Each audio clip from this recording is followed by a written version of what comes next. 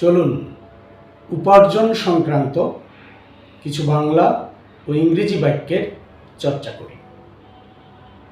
সবাই উপার্জন করতে চায়। Everyone wants to earn. Everyone wants to earn. উপার্জন ছাড়া একটি সংসার চালানো অসম্ভব। Without earning, it's impossible to run a household. Without earning, it's impossible to run a household. কিন্তু উপার্জন হতে হবে বৈধভাবে।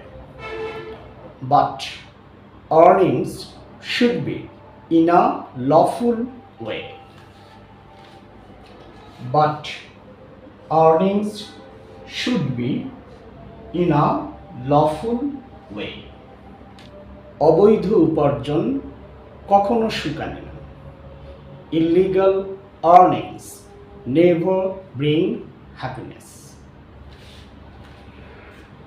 Illegal earnings never bring